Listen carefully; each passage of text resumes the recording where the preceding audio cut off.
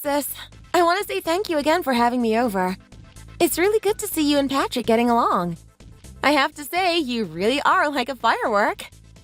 Are you sure you weren't the inspiration for Katy Perry making that song? Oh, wow. So I noticed that you can see how well things are going. It's pretty good, isn't it? So, what did you think about the lunch? I thought it was absolutely amazing. It must be really good having a great cook like Patrick there. I'm just so jealous. I mean, I don't think my boyfriend Bob can cook that type of thing. He usually leaves the cooking to me. Yeah, well, what can I say? If you know how to treat a guy right, then you can pretty much get them to do anything that you want. I mean, you could learn a thing or two, Kelly, just by watching me. I've always told you this, but your good looks aren't gonna save you forever. You need to have something on the inside. Guys love a girl with a bit of personality. They'll even go out of their way to cook for you. I know. It seems like you're holding a piece of the puzzle that I don't. I mean, Bob is great and everything, but some cooking every now and then would go a long way, you know? Anyway, who am I to say these types of things? I have an amazing relationship at the moment. I just think it's so awesome watching you and Patrick get along together. I mean, I can see that you guys are in love. I have to say, I was really surprised when you two started dating in high school. Who would have thought that you would come this far? Yeah, well, we all knew that type of thing was inevitable. We all knew that he was going to ask me out one day. Oh, wow.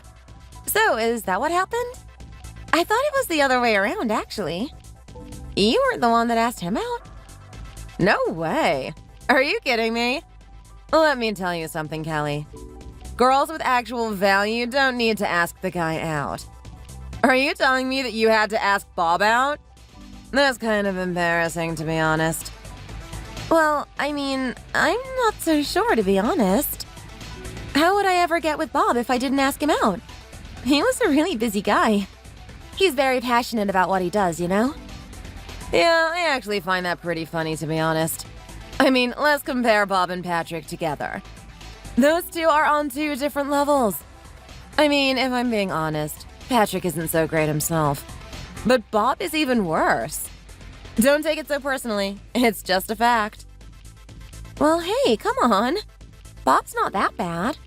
He's a good man and he's working towards a good cause. I know. He spends his time rescuing other women. I'm sure you must be so happy being in a relationship with a guy like that. But that just proves my point. You see, if you were like me and you focused on what was on the inside instead of the outside, you would start to notice that good guys come your way all the time. Instead, what ended up happening to you, Kelly? No one could see that you had any value.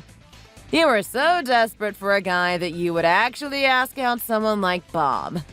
A pitiful guy that can't get his own life together. So he spends most of it trying to get other people's lives together. You know, I was thinking about that guy. Don't you think that he should sort out his own life first before he goes helping other people? He sounds a little bit like a hypocrite if you ask me. No offense or anything. Well, it's interesting that you would say something like that, Sandy. I guess you and I have completely different opinions about who Bob is. I think he's a great guy and I fully support what he's doing.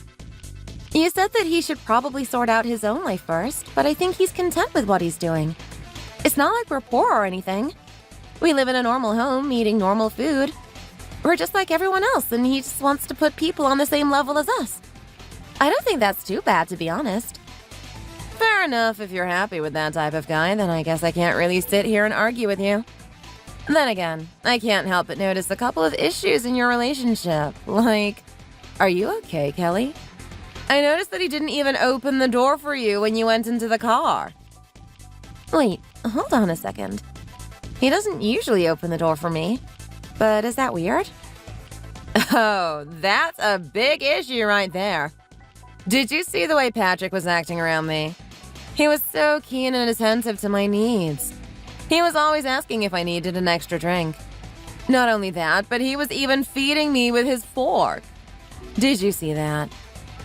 Yeah, I did, to be honest. I've never seen anything like that before. He must really like you. Of course he does. He's head over heels for me. I'm telling you right now, if that's the behavior that he's exhibiting in front of everyone, then just imagine how it's like when you guys aren't here. I can barely get the guy off me. That's right. He must really love being around you. I don't know how you do it, Sandy. Are you trying to tell me that you've actually trained him to be that way? I sure have. While the other girls were wasting their time going to the gym, putting themselves on diets, and focusing on their makeup, I focused on what was really important. What's on the inside? I'm telling you right now, Patrick loves me for my character. He can't get enough of me. He's addicted to me. That's why he's willing to do everything like that. Didn't you notice? I didn't even need to tell him to do it. He's acting out of pure impulse. Are you serious right now? That's pretty amazing. I wish Bob would do stuff like that for me. Sometimes he doesn't even remember our anniversary. Oh, I'm telling you right now, if Patrick ever forgot our anniversary, I would think something is very wrong in our relationship. It would actually make me worried. This is proof that something's not right in your relationship. I guess you focus too much on becoming a pretty little princess. I had a feeling that in high school, people would realize what they actually want. You thought you were winning because you were the prettiest one in the school. Everyone looked down on me because I was the plus side. Well, now who's winning? I got with the most popular boy. Here we are in a happy relationship with each other where he does everything for me. I laugh at all those people that bullied me. I mean, surely you remember how it was in high school, right, Kelly? Everyone wanted to get with Patrick. Everyone thought he was the cutie. He was nice to everyone. Everyone wanted to be worthy of his time. Well, guess who he chose in the end? He chose me. Yeah, well, I'm not going to lie. That was really interesting, wasn't it? I mean, it felt like you and Patrick were on two different planets. You guys would never associate with each other. You're saying that Patrick was the one that asked you out? That's pretty interesting, isn't it? I want to know what he saw in you. It's so obvious, isn't it? There was something special in me that he wanted to bring it out. I knew that the whole time I was having issues in high school that someone would actually notice what's special about me.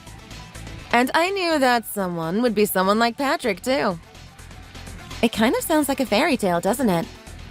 Well, you know what? I'm glad you're happy, Sandy. I'm glad you're in a relationship where you two properly support each other. You have some sort of system where you two are happy. It's really nice to see, you know? Well, thanks, Kelly. That's nice to hear from you.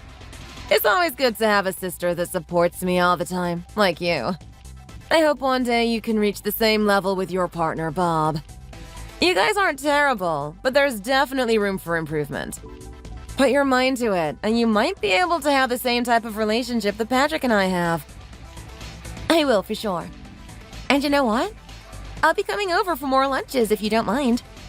I love being in your guys' company. Your positivity just infects me. I want to be around it. I'm probably addicted to it. That's so funny. Well, hey, you know how much me and my husband get along, right? You gotta give us some time to ourselves. I don't want you coming over here every day. You can't ruin our fun and romance. Wow, it's really that feisty, is it? Damn, I'm just so jealous. You know what? All of this is motivation for me to do something about Bob. I know we don't look like it at the moment, but we're gonna get there at some point. You're gonna see. I'd like to believe that would happen, Callie. So why don't you do your best to impress me? I'll do more than impress you. I'm going to make you feel the same way that I felt today. Anyway, I better head off. I have a lot to do back at home. Oh, hold on a second before you go, sis. You wouldn't happen to remember where Patrick's phone went, do you? Ever since you guys left, we haven't been able to find it. We've been looking for this thing forever. We've even been ringing it, too. I can't say I do, to be honest. Do you want me to come back there and help you look for it? No, don't do that. You've got your own things to do, right? Go take care of your household. It might put Bob in a good mood to be more affectionate towards you. Anyway, we're gonna get back to looking for this phone. I'll let you go now. All right, no worries. I'll ask Bob if he's seen it anywhere. He'll have a good idea. He's quite perceptive of things like that. Wow, that really was something to look at, wasn't it? I mean, what a beautiful dinner and what a beautiful couple. I mean, there's something about my sister. I know she's not that impressive on the outside, but she's definitely got something going for her on the inside. The type of relationship she's built with Patrick is just astounding. I'm a little bit jealous of it, to be honest. How come we can never be like that? I mean, the amount of passion that they have for each other. You saw Patrick snuggle up into her, right? That is a guy in love. How can you never do that to me? Whenever we go to bed at night, you always face the other way. It's a little bit cold, don't you think? Hey, Kelly. I'm just in the shops at the moment, finding some things for the house. They've got a crazy line here, so I might waste a little bit of time talking to you. Hey, come on! That's exactly what I mean! Why would you call it wasting your time? I'm your wife, right? Oh, okay. Whoops, sorry. I should have been a bit more careful with my words. Obviously, you're not a waste of time. It's just that I've got a lot of things on my mind lately. That lunch that we had today is one of them, actually. I know, right? So you've been thinking the same thing too, haven't you? Those two are absolutely in love! It's something to admire. I mean, have you ever seen a couple like that? It's really interesting to see. Actually, you know what? Who am I kidding? You would never see couples like that in the type of work that you're doing. All you see are the broken ones. Come on, that's not entirely true. I see couples outside of my work. Yeah, but did you see them being that much in love? I haven't seen so much physicality in my whole life.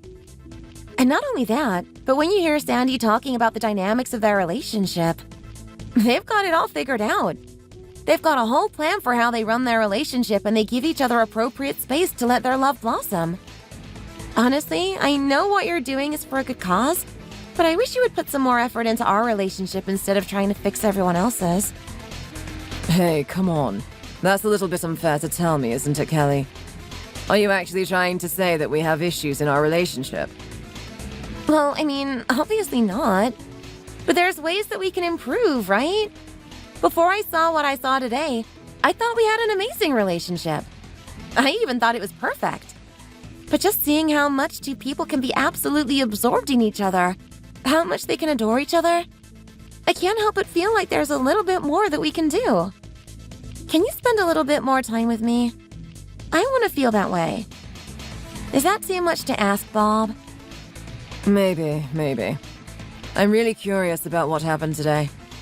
I mean, it looks really good on the surface, doesn't it? Almost too good. How did those two meet again? Are you kidding me right now, Bob? This is what I mean. You never listen. If you listened to me, you would know about how they met. I think I've already talked about it a million times. Look, I know. I just want to be more clear on the details. Something feels a little bit off about what I saw today. I mean, didn't you smell some sort of weird toxicity in the air? I've got no idea what you're talking about. They just look like a perfectly happy couple to me. Completely healthy, too. I'm not sure. Something is telling me that something is off. Anyway, how did these two meet in the first place? I remember it was something to do with high school, right? Sandy was getting bullied or something.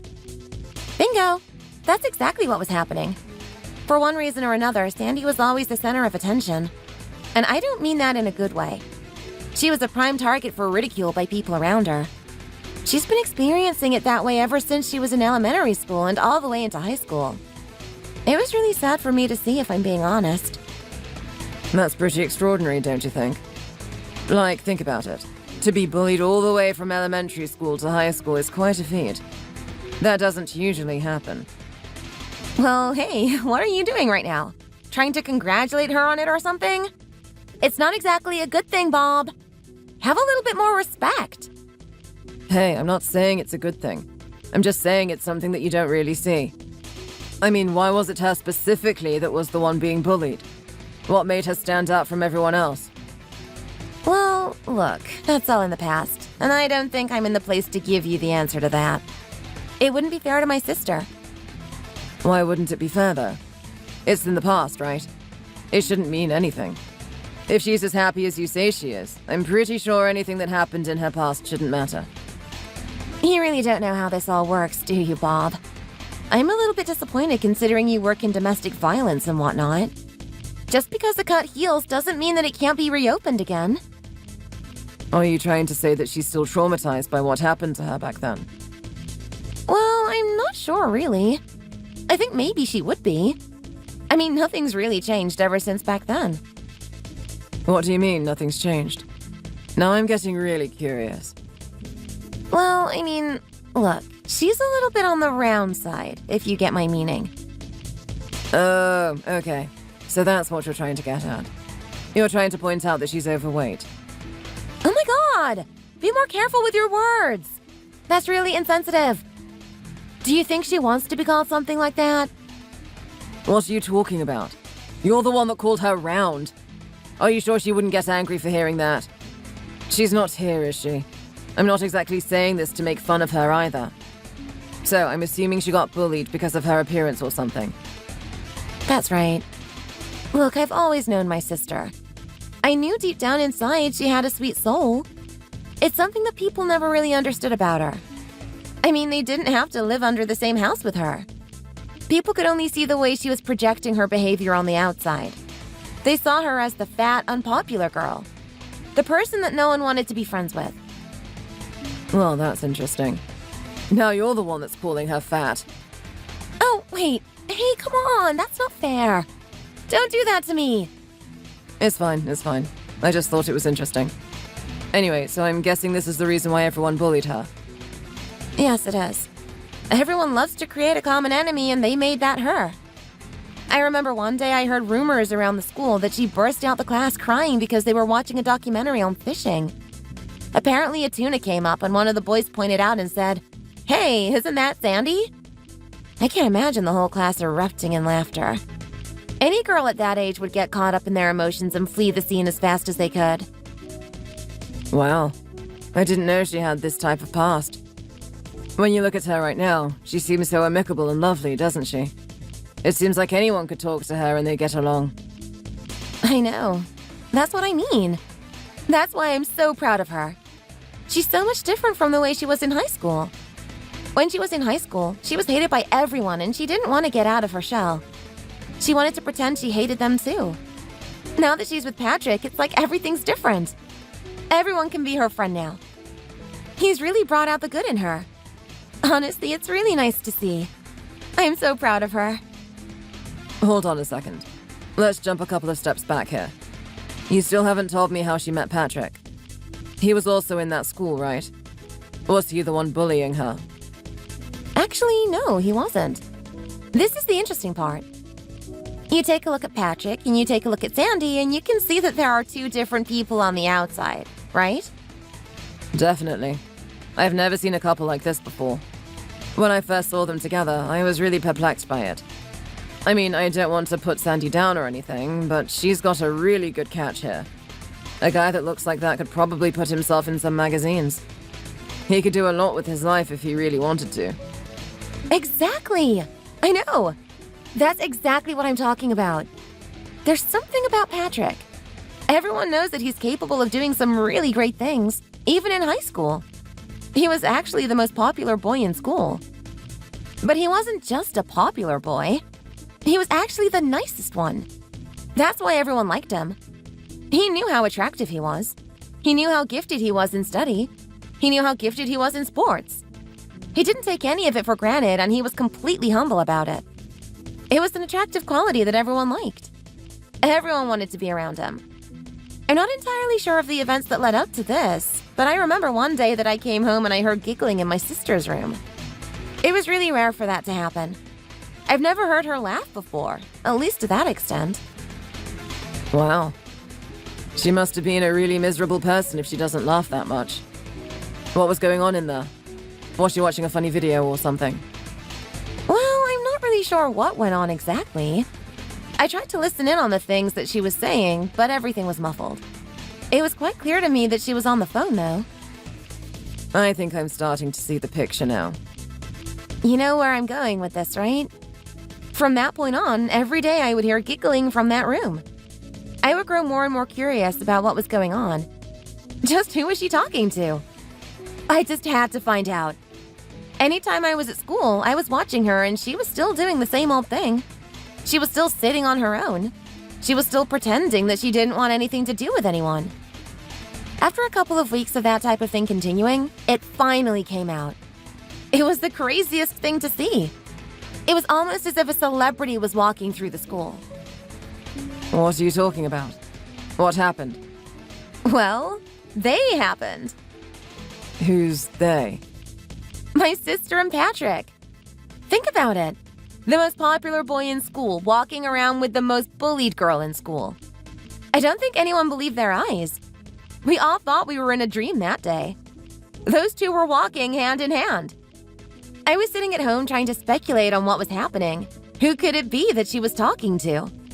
There's no way I would have guessed it was Patrick. I can imagine that being a really interesting sight to behold. You're saying that there was no warning of this happening. There wasn't even a little bit of chatter at school. The relationship bloomed outside of school. That is basically what you're telling me, right? That's right. And you know what?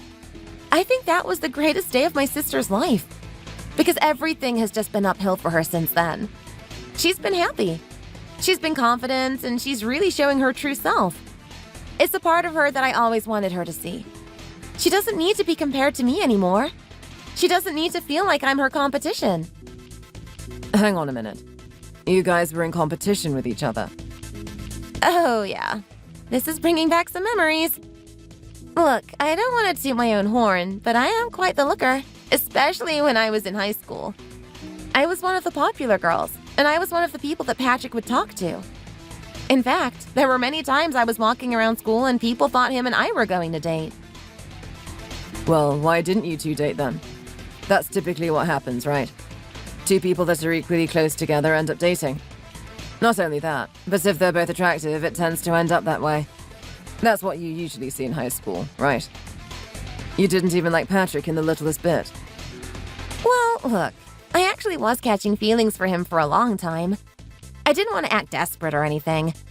I was always hanging around him, but I wasn't too forward. I was hoping for the longest time that he would actually ask me out at some point.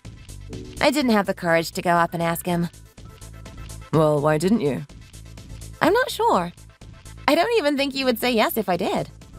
I could tell that there was a part of him that was looking for someone else. He kept being nice to me. He always treated me as a friend. But I never felt like I could ever extend beyond that. I quickly gave up my feelings for him. And you know what? It's a good thing I did that too, because the person that he was really looking for was my sister. This is the part that doesn't make sense to me. I mean, what did he see in her exactly? Well, I don't know. Don't you like the person that you're talking to today? She's a really good person, right? Maybe that's exactly what he saw in my sister. Maybe he saw that and he wanted to bring it out of her. Maybe. I don't know. Something still seems fishy about all this. Something's really fishy about his behavior. Come on, Bob. What are you doing right now? They have a really good relationship. Are you really going to sit there and doubt it? I don't want your unnecessary suspicions to start affecting their relationship. They're really happy together. Can't you just accept that? Oh, I know what this is about. You're just jealous of them. You're trying to put them down because we can't have a relationship like that. We can't be adoring each other like that. So instead of trying to work together towards that ideal, you want to treat it like it's a problem. Don't be ridiculous, Kelly. That's not it at all. There's just something telling me that we're not seeing the whole picture here. There's something about the way that Patrick behaves around her. It's almost like I'm watching a beaten-up dog. It really looks like he's attached to her and doing his best to comfort her. But I can see some sort of reluctance. I'm not sure. I see something very similar to the couples that I have to deal with on a daily basis. I get that vibe. This is what I mean. Honestly, you spend too much time at work. Your head is always there. I'd imagine that you would look at any couple and see issues with it. You would always spot one little thing and try to make it out that it's going to lead to domestic violence or something. Can you just accept that there are some couples out there that are really happy? Look, I'll admit that it's really hard to turn off. I know I unintentionally look at the world in those lenses. I really care about those people that are in abusive relationships. And you know what? When they are as close to me as they are in this situation, I care about them even more. There's just something really subtle about the way Patrick reacts around her. You see the way he reacted when Sandy asked him to do a really basic thing, right? All she did was ask him to get her some water, and he ran off as if his life depended on it. I've never seen anything like that before. The urgency to get water. Why would he be that scared? Didn't you think that was a little bit strange? Especially from a grown man like Patrick. Well, hey, that's a clear sign that you're reading this wrong. I mean, to me, that was a perfect display of love and care towards another person. Sandy has a need and he wants to fulfill it straight away. That's how much he adores her. Really? Do you really think that's what's going on? I don't know. There was something a little bit too forced about that behavior. And not only that, but what did you think of the food today? I'd say it was pretty good. Patrick cooked all of that. He's really gotten better over the years. Oh yeah, you're telling me. I mean, I remember him when he was in high school. His food back then was delicious. But to think that he has this many years of experience, I have to say it's really impressive. I'm really jealous of Sandy. She's really got a good guy. I mean, he's probably cooking that stuff every night. Can you imagine that? Eating that awesome food every day? I'd be living in heaven if you did something like that. Well, hey, I make up for those daily doses of burnt scrambled eggs with quality attention, right? I'll admit that I could work on the quantity of attention, but the quality is good, isn't it? Anyway, I have to say that the food was pretty exquisite. I mean, that was a fusion of flavors that I've never had before. Patrick has clearly been working on that type of thing for a long time now. I would even say that he's mastered it. When you ask him what type of ingredients he used and that it must have been expensive, all he said was that he knew how to use the common ingredients you would find around a house. With his level of skill and expertise, he doesn't need to buy all the expensive stuff. Well, that's Patrick for you. He's always been that way. Perfect. And in more ways than one. Exactly. That's exactly what I'm talking about. I mean, to say that the food was perfect is going to sound pretty absurd, but it was pretty damn good. Despite that, if you ever mention that around Sandy, her face gives off this little grimace, this slight little twitch that she doesn't enjoy what she just heard. Am I the only one that noticed that? Or am I just imagining things? I think it's very likely that the latter is the case. I mean, let's look at this a little bit more realistically. Like, to us, the taste is amazing, but we don't have to sit there eating it every day, right? She has to live with Patrick. I'm pretty sure she gets sick of the food quite often. Or maybe it's not that. Maybe her palate is just so complex that she's used to it, and it just tastes normal for her. I don't know. It still seems a little bit iffy to me. When you compliment Patrick on his cooking, you see this interesting smile come from him. I mean, he's smiling for the whole lunch, but I finally see something genuine when he gets praised for his food. If there was a guy that knew that his food was good, the compliment should be a normal thing, right? Why would he be so happy about that? I don't know, Bob. What am I? A psychologist or something? Am I meant to just know all of this stuff? Sorry, but I don't have the answers to all these ridiculous questions you have about the interaction that we had today. Honestly, I don't know why you have to be a wet blanket. Why do you have to be so sour all the time? Why don't you just accept that they have a good thing going for them? Look, maybe you're right. Maybe I am looking into these behaviors a little bit too much. I'll try to keep it to myself then. Stop trying to keep it to yourself. Just forget it in general. At the end of the day, that's not your relationship. It's not your job to fix their relationship. Your job is to fix other people's relationships. People that are actually suffering, not people that have a good one. I think it's best if you just forget what you saw today and just accept it as a really good time for us to get together. Okay. Look, Kelly, I'm sorry. I'm sorry if I ruined your day or something. You're right. You had a good time and I don't want to ruin that for you. I'll make it up to you. How about I make some scrambled eggs tonight?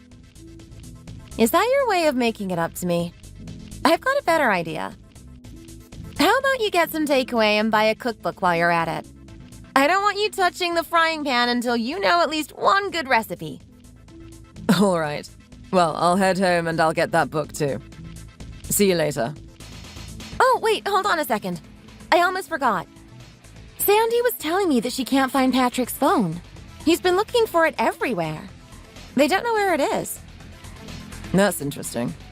Don't they have a Find My iPhone thing or something? They should be able to find it with ease, right? Actually, no. For whatever reason, Patrick has one of those old flip-up phones.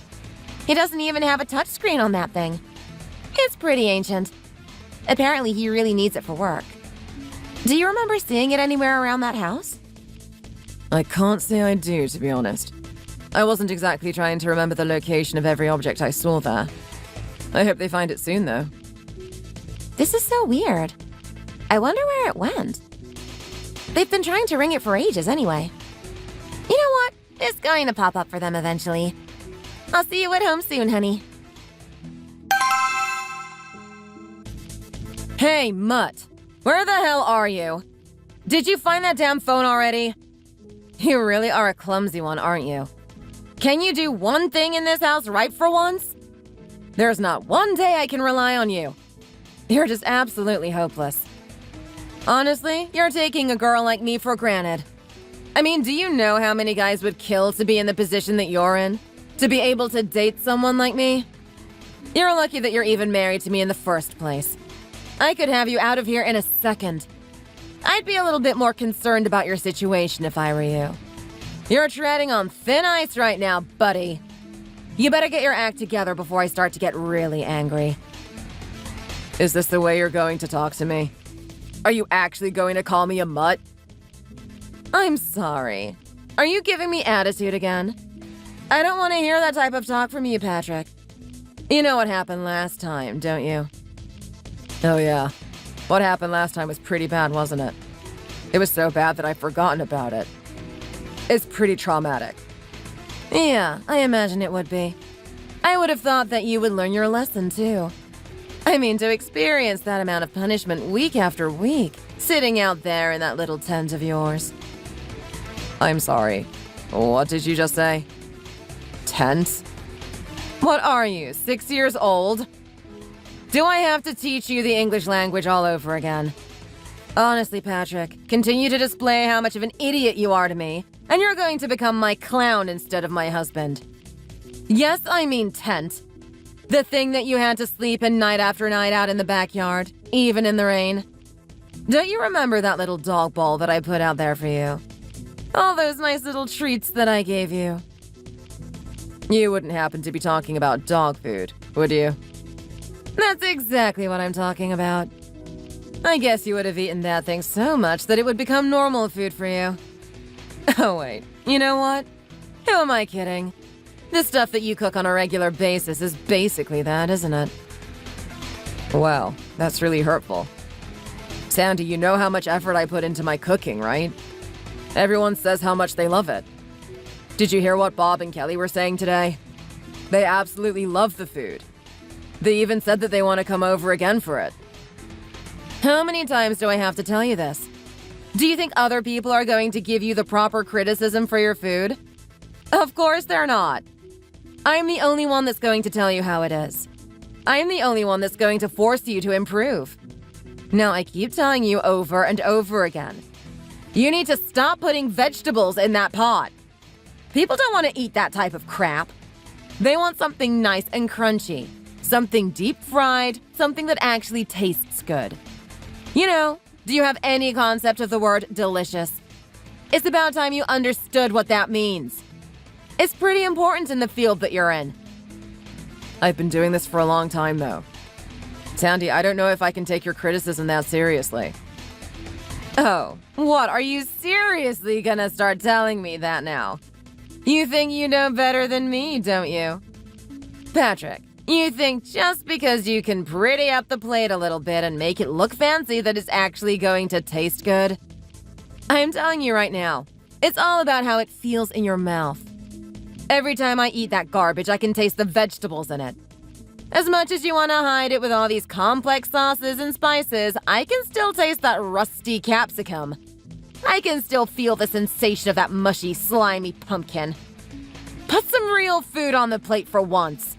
Stop trying to give people a stomachache with all this crap that you call food. I really don't know what to say right now. That is very hurtful. Don't you realize that I've been cooking ever since I was in high school? I take a lot of pride in what I do. I thought, being my wife, you would be more supportive of me. You're this close to getting back out there in that tent. You realize that? Trust me, I've got a lot more dog food here if you really want to eat it that much. Honestly, if you don't see what I'm telling you right now as constructive criticism, then there's no hope for you. You really need to give up that dream of yours of opening up a new restaurant. It's not until you start listening to me that your food is going to improve. If you're going to sit there and be stubborn with me, then that's your loss. But anyway, you know what? Enough about this. Let's talk about what happened today. That absolute travesty over lunch that we had. I told you not to stuff this one up, didn't I? I told you that I need to create the perfect image of us in front of my sister. What can I rely on you for? Nothing! You're absolutely useless. Are you kidding me right now? I would say that they were pretty impressed, especially your sister. Didn't you see how excited and proud she was of you? Don't fall for that crap. These people are a bunch of liars, especially my fake sister. God, I hate her the most. She thinks that just because we're adults now, we can be all chummy and forget everything that happened back in high school. She's still the reason that I got bullied. What are you talking about? You're gonna blame Kelly for the fact that you got bullied? Of course I am. She was the one prancing around acting like she was the good one. Everyone liked her because she was pretty and I was the ugly one. I was the one that no one wanted to be around. It's all because of my sister that I was the prime target for everyone's ridicule. I'm not even that bad of a person.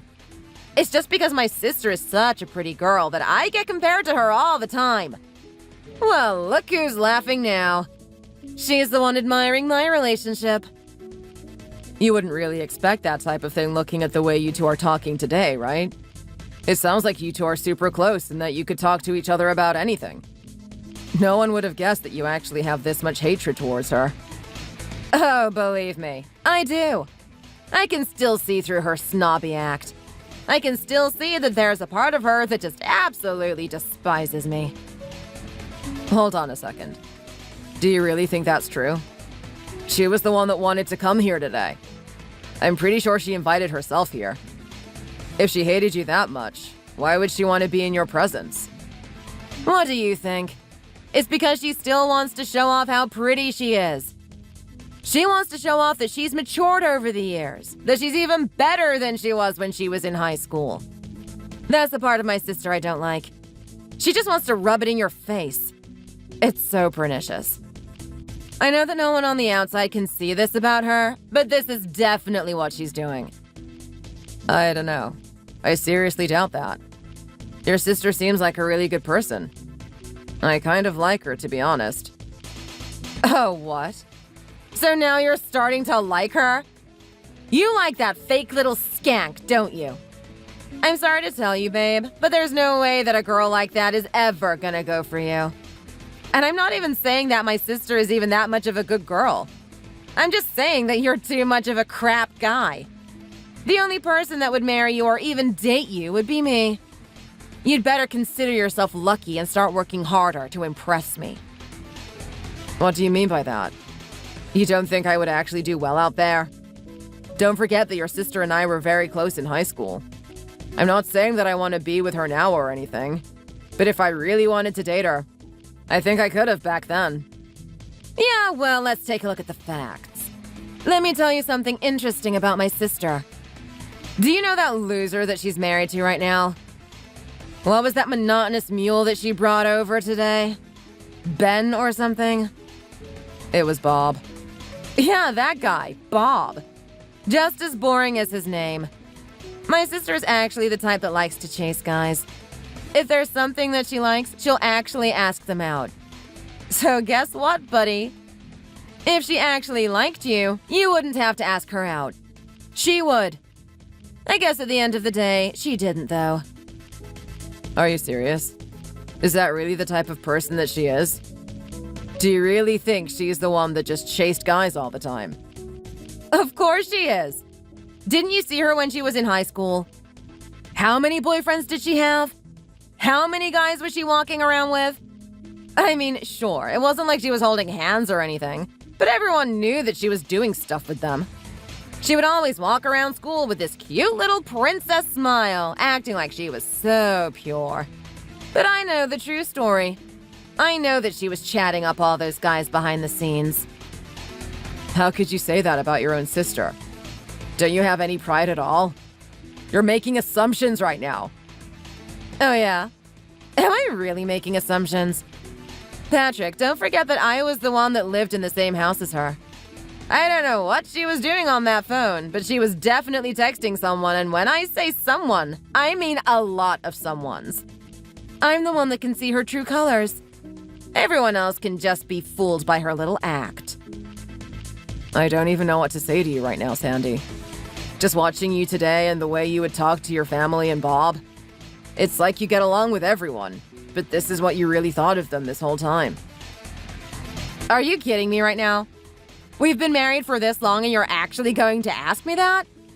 I complain about my sister every week. I mean, look at her presenting herself on Instagram like her life is perfect. She's had dinner here, and she's gone to these places. She gets some special photographer to do some effects on her photos and make her look all beautiful.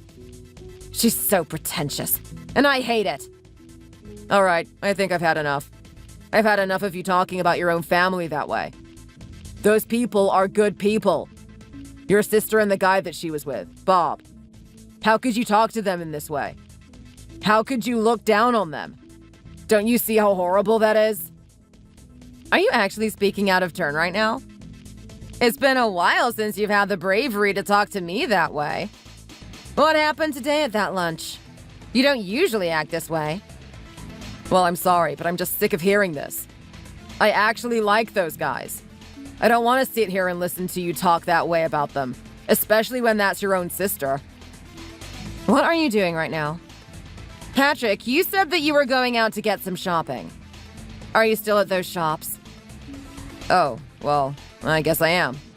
Yes, I'm at the shops right now. Why? Well, you've got two options. You either take back what you said to me right now, or I'm going to find a different guy to keep my bed warm tonight. I'm sorry. What did you say? You're actually trying to tell me that you're going to go cheat on me or something? What? Are you actually going to sit there and act all surprised that this is something new to you?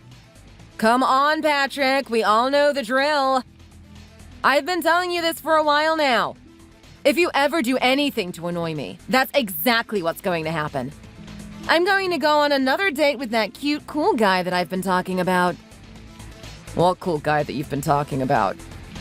Stop trying to forget who he is. I know he's leagues better than you, and you just want to forget, but now it's starting to get on my nerves. I'm talking about the guy that drives fast cars and lives in big homes.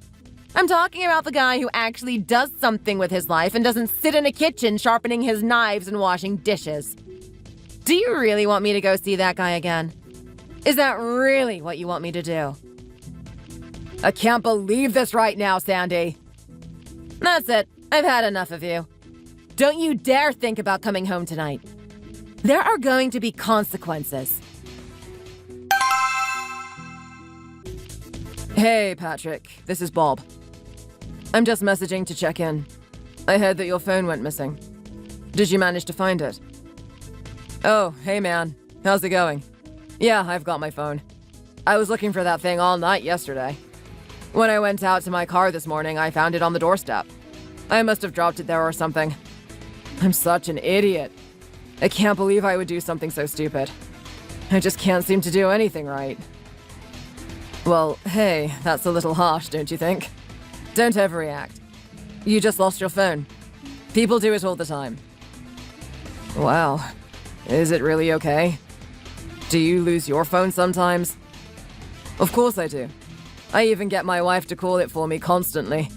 I can spend minutes, maybe even hours trying to look for the thing. It happens to the best of us. Don't take it so seriously. I was hearing quite an earful from my wife about it. I really annoyed her with that one. Let's talk about you and Sandy. How are you guys doing? I mean, you guys looked very happy yesterday. Are you happy with your relationship? Oh, yeah, totally, man. 100%. I mean, you saw how happy we were yesterday, right? That's what we're like, 24/7. No need to worry. Who said I was worried about anything? No one said anything, but I'm just saying, just in case. Are you worried that I might be worried? I'm not sure.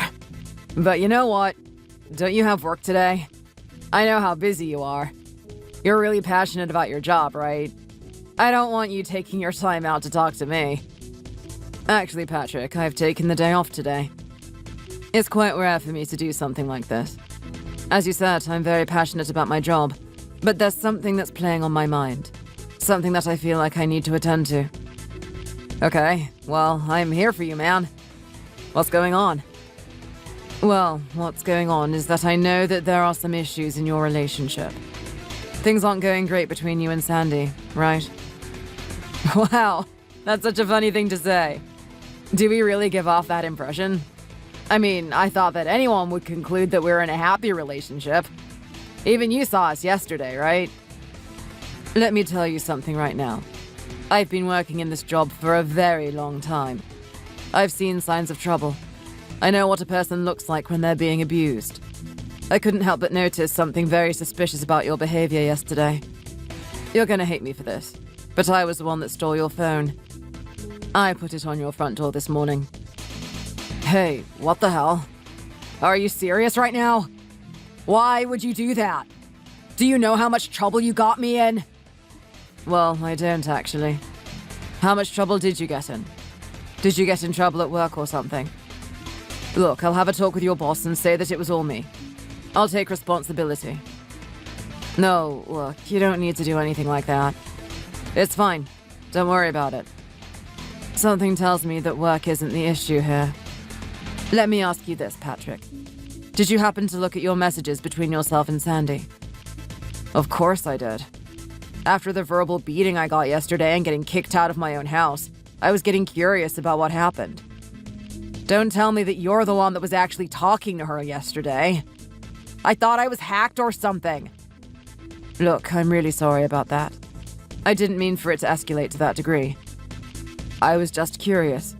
I wanted to know what was going on. In fact, I'm really surprised right now. When I stole that phone, I was going to try and guess the PIN code to it. Some people use some basic combination like a birthday or something.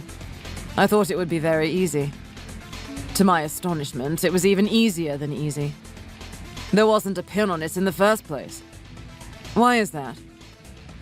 Well, look, my wife likes to look at my phone. She wants to know what I'm up to. She monitors me heavily. Are you kidding me right now? Do you see how serious this is? Patrick, I have a pretty good idea what's going on here. I only have 20% of the picture, but I don't need the rest of the 80% to know that this is a really unhealthy relationship that you're in. I need you to be honest with me. How many people know about what's going on between you and Sandy? Look, man, I appreciate your concern and everything, but I just want you to leave it. Don't worry about us. I'm sorting it out. I know it seems bad on the outside, and you would have seen the way she talks to me through text, but you don't know what's going on. You don't know the full picture. Don't assume that you do. Okay, well, I can't let this one drop, to be honest. It's either you be honest with me, or I'll be telling my wife about this. Who knows how things are gonna go when that happens. Come on, man, you don't need to do that. Just accept that I know what I'm doing here. At the end of the day, you're in an abusive relationship. I usually see women being on the bad end of the stick, but sometimes I see men as well. The issue here is that men don't want to be vocal about it. They don't want to sacrifice their pride to accept that they are being abused. So just open up to me. Remember that this is my job. This is what I work in. Are you sure?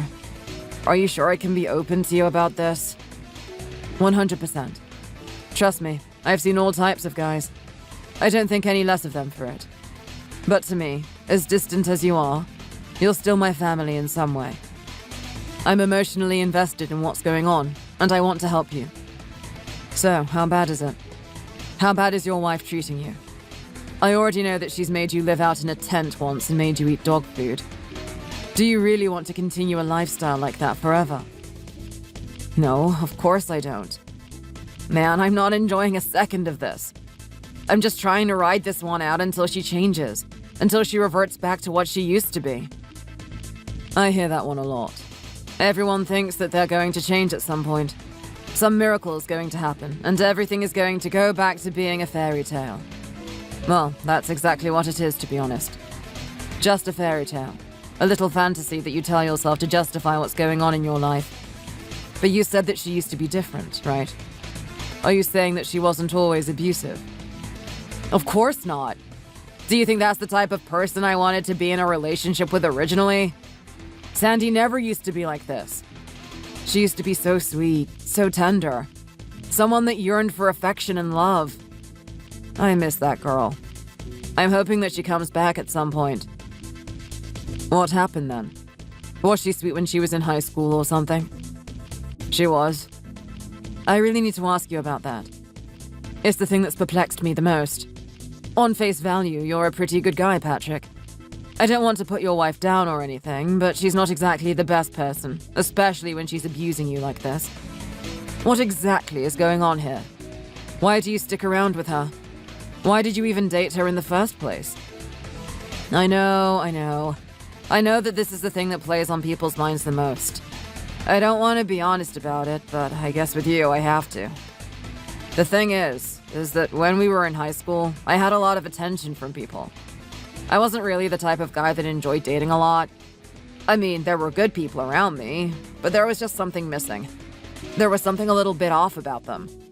There was something inherent about their character that I wasn't drawn to. You could say that I was kind of floating, waiting for someone to come into my life. Wow. Are you serious? You didn't even get curious even once. From what my wife says, you were very popular in high school. Everyone wanted to date you or be around you. I knew that at the time. I recognized it, and there were a lot of pretty faces that came up at that time. I had a lot of confessions, too. I had to turn them all down.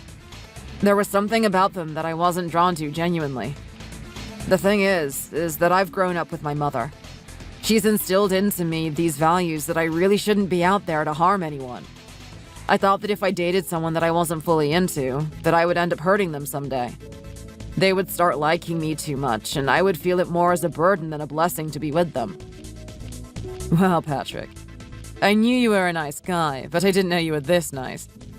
You really care about the people around you, don't you? More than you can imagine. My mother passed away at an early stage in my adulthood, and what she left behind means a lot to me. I still remember a lot of the things that she said. To be selfless and to care about the people around me. Okay, so how does this link to you and Sandy then? How did you guys end up dating in the first place? Well, that's a very good question. I've always been curious about Sandy. I knew what was going on at the school. I knew everyone was bullying her. I couldn't help but feel sorry for someone like that. I was really close with your wife at the time. I would ask her about her sister, and she said that she genuinely loved her sister, but she didn't know what to do about her situation. She did her best to defend her, to get people to stop bullying her because of her size. It never really worked out, though. I honestly felt the concerns of your wife. She wanted to do something about Sandy. She wanted people to realize that she was a really good person and she had a lot to offer. That's when I decided that I wanted to get to know her. There was something perplexing about her. Maybe there was something in her that I was seeking. Okay. And what were you seeking? What did she have exactly? Because at the moment, I just see her as a really manipulative and abusive partner. Before you were trying to tell me that she was different to that. What type of person was she back in high school? She was probably the sweetest person I've ever met. Let me tell you right now, it took a lot of time to get past her guard. Someone that's been bullied that long is super apprehensive to the people around her. She thought I was out there to do something mean to her. Bit by bit, I was nudging her, getting past her defenses, ignoring the mean little comments that she made towards me. And when I did that, I realized that there was something sweet inside of her. A part of her that wanted to connect with people. To connect with someone. That's when I decided that I would date her, and would do it in front of everyone. I didn't care. I didn't care if I was the way I was, and she looked the way she did. I was after something genuine. Something on the inside. She had exactly what I was looking for. That's really sweet, Patrick. I'm glad that two people were able to find each other and actually love each other genuinely. It's not a story that you hear a lot, and it's quite refreshing to hear something like this. Yeah, well, this is a story that hasn't had a happy ending yet. We had some really good times at the start. She was really sweet, and she would always do things to make me happy, to make me smile. I also wanted to do the same. I wanted to boost her confidence, make her realize that there was something beautiful about her. She really took that deeply. In fact, she took it way too deeply. Now the tables have been reversed. She's a totally different person now. What do you mean by that? Are you trying to say that you complimenting her and making her feel better was actually a bad thing? Well, to some degree it was, because here's the thing. Back then, I was the one that had most of the power. On face value, I was the one that was more desirable by people. For her to get validation from a guy like me was a really special thing. It meant that she started believing that she was on my level now. Then, over time, the power dynamic started to change. Bit by bit, she started to grow a little bit more dominant, a little bit more possessive of me. She started to see herself above me. She started to think that her status was really high and that she was desired by all people. I'm starting to get a very interesting picture here. She's developed some sort of ego, right? She thinks she's better than people. I don't want to be rude or anything, but she's not exactly the most pleasing thing to look at. Does she really think she's better than everyone when she presents herself that way? Well, this is what I mean. She's made some sort of reality in her head. And to match that reality, she's changed her way of thinking. The thing she says to validate herself is that personality is what matters the most. She doesn't need to work on her appearance. In fact, when I started dating her, I was hoping that she would kind of do something about her weight. I was hoping I could push her a little bit. She had this real antagonism towards it, though. It was like someone was telling her to do that thing for a long time, and she really hated it. So I just stopped and accepted her for the way she was at the end of the day. I do care about what was on the inside, after all. This is a really sad circumstance you're in, Patrick. I'm really sorry that she's turned out this way. All you've ever done is tried to do the right thing. I've looked at what's going on, and I can see that she's abusing you. I can see that she's trying to put your dream down. I can see that she's actually manipulating you by saying that she's going to see some other guy on the side. What else is going on? What aren't you telling me? It gets really bad. I'm not going to lie. If I'm ever at home, she gets me to carry her around the place. I'm sorry. What did you just say? She has this queen bee mentality. She thinks she's on top of the world and that everyone should bow down to her, especially her husband. I'm the one that's forced to carry her everywhere. She needs to go to the toilet and she wants to be carried there. If she's going to have a shower, I need to carry her there. She'll even interrupt my activities and make me go do that for her. I mean, there are times where I've been asleep, and she needs to go to the toilet later at night. She actually wakes me up to carry her there. Wouldn't it be more practical if she just carries herself to the toilet instead of waking you up? Sounds like a real power trip right here. Maybe it is. At the same time, I'm trying to get through to her. Well, in what way are you getting through to her? Because this doesn't look like it's going to end anytime soon. I'm thinking about going to couples therapy. Okay. And do you think she'd be very responsive to that? Probably not. Look, I'm not sure what else I can tell you right now. Patrick, you're in a very dire situation. This hope of her returning to her old self is a fantasy. She needs a wake-up call. She needs you to stand up to her. But what am I going to do if I do that? She'll treat me even worse. I think she'll actually go with that guy and do something with him. Do you think he actually exists? Or is this some sort of manipulation tactic that she's using? I saw the text message. She's making out that this is a really powerful and wealthy guy. Can you imagine someone like that being with her? I didn't want to believe it at first either, but here's the thing. I've actually seen the photos. This man is real. He's been seeing her. Wow. This is unbelievable. Look, here's what I want you to do, Patrick. I don't want you to feel any shame in doing this. I want you to come to the house now. I want you to talk with me about this. We need to make a decision that puts you in a happier situation. I'm not sure if you can stick around this woman any longer.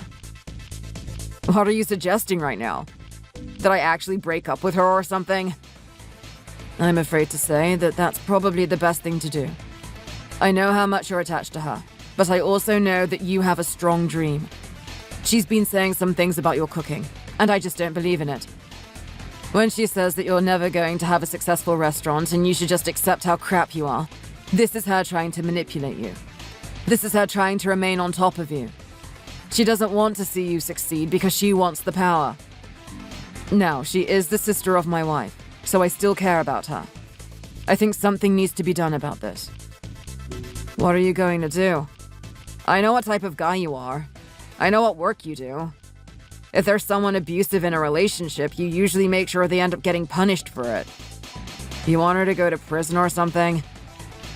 Look, that's what I do on a daily basis. But this is different. This is family that we're talking about. I feel like there might be a solution here, but I'm going to have to do a little bit more probing around. In the meantime, I don't want you to be putting up with this crap anymore. Just come to the house, and we can talk more about it then. I know you don't want to tell her sister about this, but we can make up some excuse. You and I want to spend more time with each other or something. Actually, you know what? Our house is closer to your workplace, so it might be a good excuse. Okay, Bob. Thanks for doing this for me. Thanks for caring. I'm going to see you soon then. Hi, Edward. This is Bob. I'm the one that's married to your daughter, Kelly. I know we haven't talked very much. It's probably long overdue that you and I start talking to each other, and I'm really sad at the fact that the time that we finally talk is going to be about this topic. I went to your home today and I visited your wife. Her and I have already had a chat about things. Did she update you on what's going on? How are you, Bob? I was wondering when you were going to check in on me. I know it's important to maintain your relationship with my daughter, but think about me as well. You're part of my family now. That means it's important that you and I start talking more. As horrible as the situation seems at the moment, I'm still glad that this can be a chance for us to finally get to know each other better. I've heard what's been going on between my daughter and her husband. I'm really sad to hear something like this. I didn't think that her dark behavior from the past would actually arise again. It's interesting that you would say something like that. Your wife said something very similar. You're trying to tell me that she's actually been somewhat toxic in the past. She definitely has. Now look, I've been doing my best as a father to try and motivate my daughter to do something about herself. I mean, she just cannot walk around carrying herself that way. I know that there's all bodies of different shapes and sizes, but I'm seriously concerned about her health. I could tell that she's the type of person to really yearn for affection from other people. She would almost do it in a very needy way, even from a young age. She would try and justify things in her mind. She would say that everyone is just stupid at her school. They don't understand what a person's true value is. They should focus on the inside and not the outside. Her toxic thoughts turned towards her sister. She started looking at Kelly as a rival, as someone that reflected how imperfect Sandy was. I know both my daughters very well. I love them both equally. I can tell you right now that Kelly never had any ill will towards her sister. Despite all the influences she had at school, she always loved her sister, no matter what. You know what? It sounds like you're a really good person, Edward. I mean, to have your daughter be this way, but you still love them equally is really amazing to hear. I think that mentality kind of passed on to Kelly as well. I have to thank you for that. Because the type of person Kelly is now is someone I adore. Well, if you were really thankful, you'd come over for dinner every now and then, wouldn't you? But anyway, now is not the time to have that type of conversation. Did you ever try to do something about Sandy and her situation back then? Some sort of therapy or sports routine to get her looking a little bit healthier? Believe me, it was the only thing that would keep me up at night. It's heartbreaking being a father and having your child be bullied and ridiculed by everyone. That's someone that you love more than anything. It doesn't matter what they look like. I wanted my daughter to experience happiness, but I knew how people laughed. I also didn't agree with the type of lifestyle she was living. Unfortunately for her, she really did have a sweet tooth. She enjoyed eating whatever fatty food she could get her hands on, too. She absolutely hated having to move herself around a little bit. For a little bit of time, I tried to get her into some sort of exercise routine. She lashed out at me at that point, said I was just like everyone else, saying that I was trying to change her, saying that I was part of everyone that doesn't accept her. She felt betrayed that her dad would think that way. Well, I'm sorry to say, but it's not like you were doing that in a very malicious way. She should have realized that you were just trying to help her. That came from a place of love. I'm a little bit annoyed that she would try to gaslight you in that way. Look, I'll have to admit that it really hurt me at that time, but it is what it is. She wanted to live her life in a certain way, and all I could do was accept it. There's just some things in life that you can't control. It's easier to change yourself than it is to change other people. So I changed my way of thinking. I didn't know what was going to happen to my daughter. I just let the chess pieces fall where they may. Well, I don't want to put any blame on you because you were only doing things that you thought were best for her. But at the same time, Edward, things haven't turned out great. I mean, it's good that she found someone like Patrick, and he really treated her well. I know at the time it would have seemed like a miracle when things were all going to look up at that point.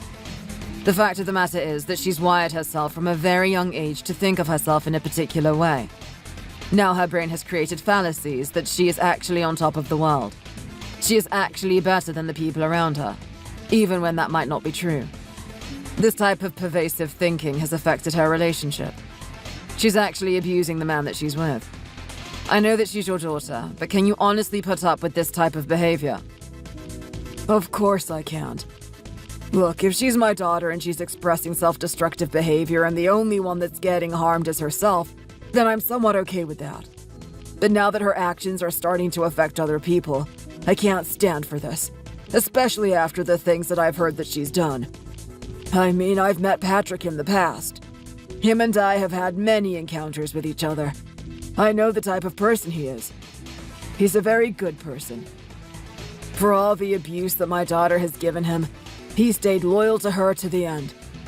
I'm grateful to him for that much, but I really think he deserves a break. He really needs to find someone that's for him. I see. So you can agree that a divorce is probably the best option here. There's no way these two can work it out together and there can be a happy ending. I'm afraid not. This might be a wake-up call for my daughter. If she realizes that her actions and behavior have gone too far, then she might have a chance of changing. Not only that, but this could be good for Patrick. I know he says that he's still attached to my daughter and thinks she's going to change at some point, but I think he needs to have the courage to give her a bit of time. They need to separate for a little bit so that she can start working on herself and he can start opening up his restaurant. You know what, Edward? I think you and I should have chatted more in the past. It seems like you and I think more alike than I originally thought. This is exactly the type of plan that I was going to propose to you. Well, I have to say that I second that notion. When I talked to my wife today, I was ready for some sort of argument with you.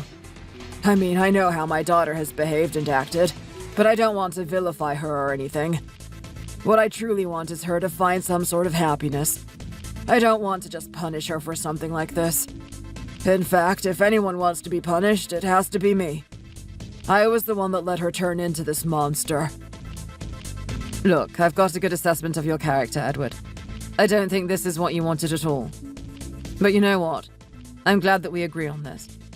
So, let's start putting the ball into play. I've already updated Patrick on what we think is the best thing to do, and he was somewhat reluctant at first, but he agreed.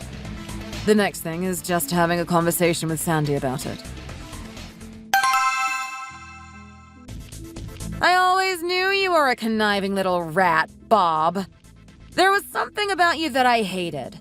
Something that made me disgusted with you from the very bottom of my gut. Now I finally know why. You work behind the scenes, don't you? You manipulate people. I can't believe you would actually turn my spouse against me. You actually brainwashed him into thinking that getting a divorce with me is a good option. Well, look, I'm not going to go down without a fight. I want you to bring back my spouse and bring him back here now. After he has a chat with me, he's going to start seeing things the way they should be. I don't know what crap you and my dad have been pouring into his head, but I'm going to put a stop to that. Right this instant. You aren't going anywhere near him, Sandy. Especially after the way you're talking right now. I mean, you actually called this person your slave. What kind of wife would do that to someone? In all my years of working in the profession that I do, I've never heard someone be this disgusting to another human being.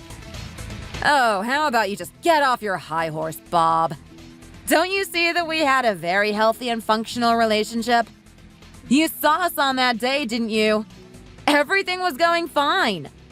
I don't care what type of relationship you have with Kelly and how great you think it is, but everyone's got a definition of what a good relationship is. My spouse and I have found a good one. We found something that actually works for us. How about you just accept that for what it is and just get the hell out of here? I'm only going to say this once.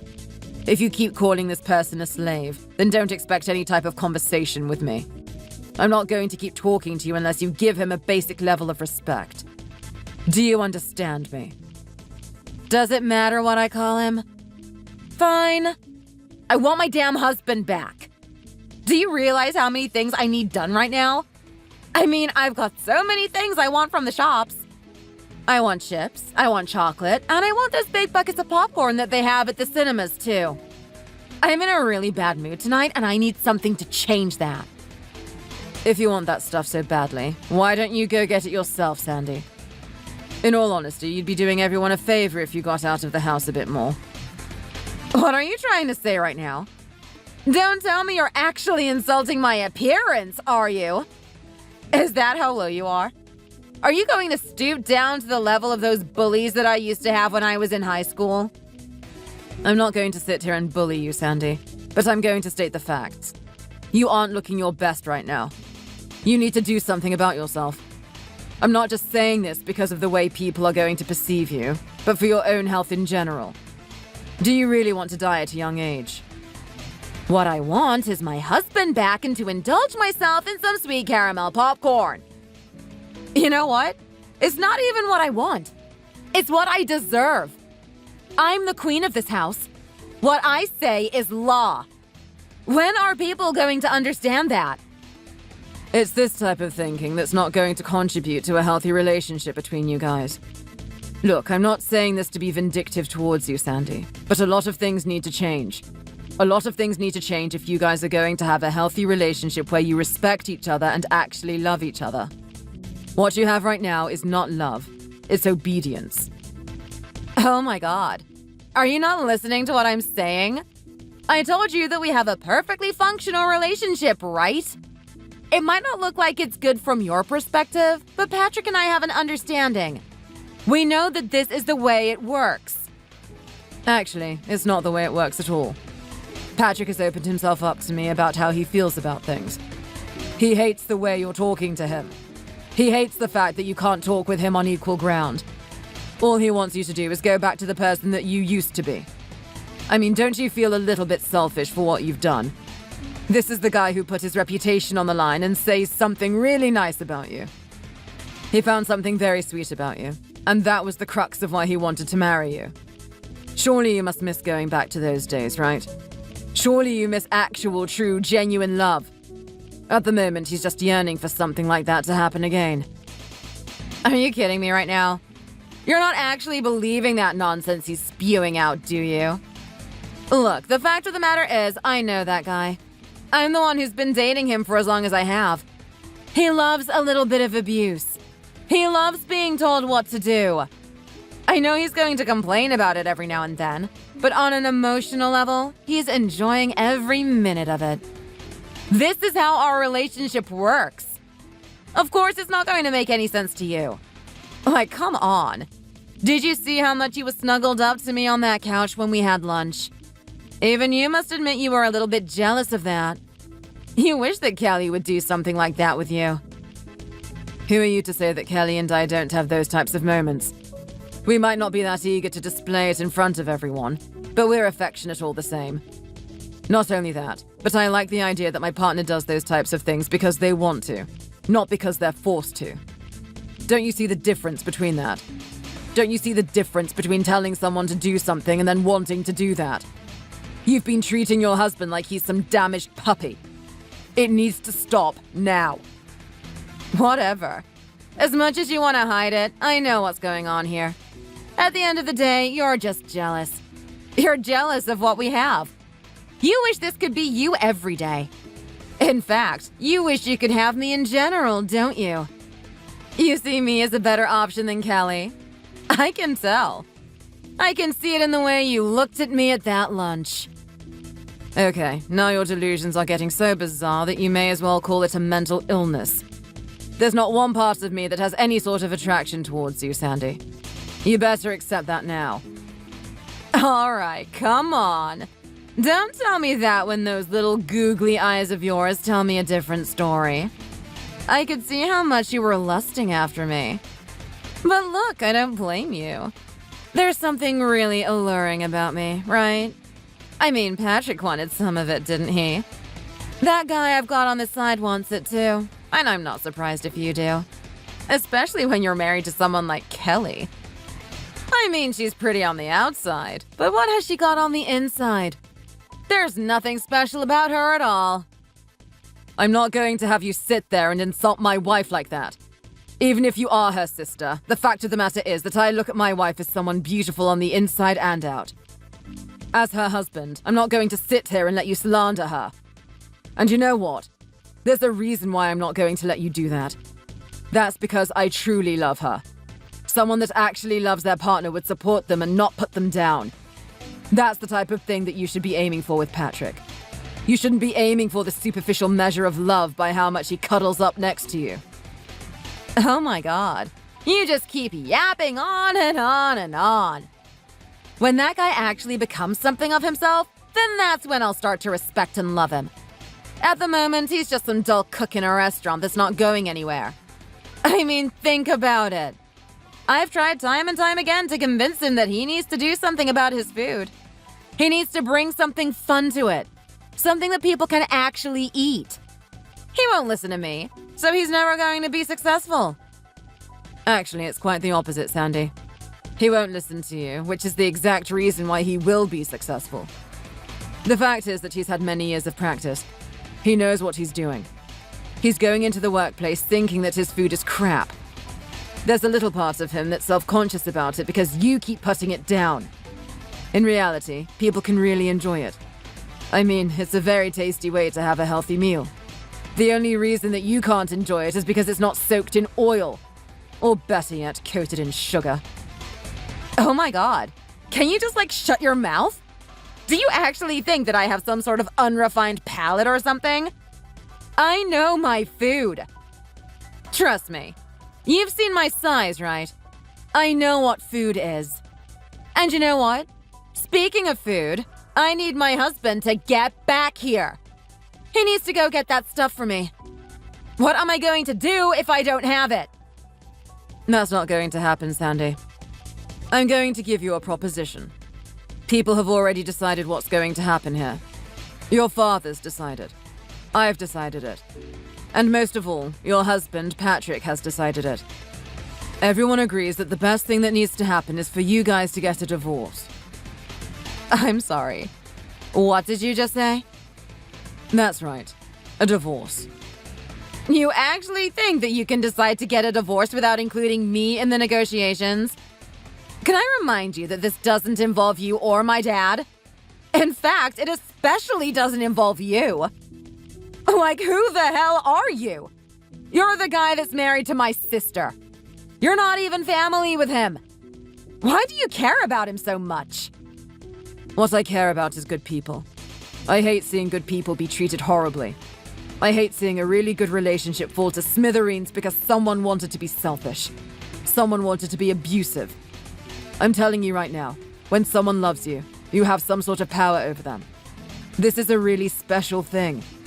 You can use this power to really boost your relationship, make you and that partner go somewhere great together. Or you can really destroy them, and I hate people that abuse that power. Well, look at you, Mr. Self-Righteous. You just have to butt your nose into everyone's relationship, don't you? So what are you gonna do then? You gonna put me in prison or something? How are you gonna punish me for this? I'm not gonna do anything punitive towards you. As much as you might not want to believe me, I actually care about you, Sandy. You're also family at the end of the day. I've talked to your dad about this, and we wanted to do something that helps everyone here. We're thinking about putting you through reconstructive therapy. You're going to rethink the weird fallacies that your mind has created up until this point. We're also going to get you on some sort of exercise routine. It's about getting you in shape and healthier with a better diet. I know you're going to show a lot of resistance towards us at first. But believe us, it's for your own good. Like hell, it's for my own good. You guys just want to control my life, don't you? Honestly, I've had enough of dealing with stuff like this. Screw all of you! Get that damn divorce if you want. Don't you realize that there's a high-level guy after me right now? I'm the queen bee, after all. Everyone loves me. That's just the fact of it. Be that as it may, there's one thing that's certain, Sandy. You will get this divorce. I don't know what's going to happen to you after that. Maybe this high-level guy will pick you up. If that's the case, maybe everyone is happy. I mean, if you think about it, you're going to be happy with that guy, and Patrick is going to be able to pursue his dreams with full confidence. Yeah, right. That guy's going to regret what he's done. I can't believe he would be so selfish. He's going to miss a catch like me. I can guarantee you that much. Give it a couple of months and he's going to be crawling back to me. Too bad for him. I'll be crawling into my Mercedes. Sandy was almost happy that she got the divorce with Patrick. She actually thought that things were going to be perfect for her from that point on. I heard about what happened from her father, Edward. Apparently, she went to the guy's house the next day, carrying flowers. She was so excited to tell him that she was free and that she could be with him forever now. Unfortunately for her, she got a rude awakening at that point. You see, what happened with that guy is that he lost a bet. Him and his buddies were very rich, and it was very hard to entertain each other. They had experienced every pleasure there is in life. So, what was the next pleasure that they could experience? Well, they decided that subjecting each other to torture was the best way. Anytime those guys competed in something and one of them lost, they would give some sort of weird dare. Those dares would usually consist of running on top of hot coals or spending a week in a jungle all on your own. It would always end up doing something weird and exhilarating to satisfy each other's amusement. So one of those days, the more handsome and successful guy actually lost. Everyone decided that the best type of amusement is to be watching him date a hippopotamus for a month. So for a whole month, Sandy was going on dates with the guy, thinking that he was emotionally invested in her. But he was actually feeling tortured on the inside by his buddies. I guess it's like that old saying, right? Some things are just too good to be true. From that point on, she fell into a state of depression. She never really was the type of person that would work. So she stayed at home just eating all day. Obviously, that type of lifestyle is not sustainable and she had to give it up. She came crawling back to her dad for a place to stay in, and he cut her a deal. Unless she does the therapy that he wanted her to do, he wouldn't let her stay there. From what I hear, she's been begrudgingly doing that therapy. I know she's hating it right now, but soon enough, she's going to start being appreciative for the decision that we made. Patrick, on the other hand, was a different story. With encouragement from me, he finally decided to take a plunge at opening up his own restaurant. It was a risky move, and I had to chip in a little bit of money for him to get started up. But I really believed in the food he had. At the start, he was very worried that people weren't going to like his food. Sandy really did a good job at destroying his confidence. But in all honesty, all of that self-doubt disappeared on the very first day. One customer came in and had an absolutely amazing experience. He went out to tell everyone about it, and within an hour, the whole place was packed. Everyone wanted to eat there. It was the first time I've seen Patrick really in his element, really enjoying himself. Over time, he became more and more known in the community, and a pretty girl that has the sweetness that he desires crossed paths with him. Those two now run the restaurant together. He's in the back, cooking up the food, and she's on the till. It's a really beautiful thing to see. Thanks for watching all the way to the end. If you enjoyed it, please remember to click the like button. See you in the next video! Honey, did you send my mom some of your sweet potato pie this week? Yeah, I did. Why do you ask? Well, she said that it was all rotten on the inside. She said that she got such a bad stomachache from it that she was taken to the emergency room. Really? This again? Your mom is the one who sent those sweet potatoes to me in the first place, and I baked them into the pie as soon as I received them. So there's no way that they could have gone bad so quickly. Are you sure that none of the other ingredients have expired? I'm sure there was something in there that made my mom sick. But we ate the pie too, and we're completely fine. Oh, yeah? That is strange then. You have to admit that this wouldn't be the first time that she's taken herself to the emergency room for something that's not that much of a big deal. Remember last time when she said that she slipped and fell down the stairs and made a big fuss about having to go to the emergency room? And then in the end, there was absolutely nothing wrong with her? Falling down the stairs at her age should have resulted in hairline fracturing in an arm or a leg at the very least.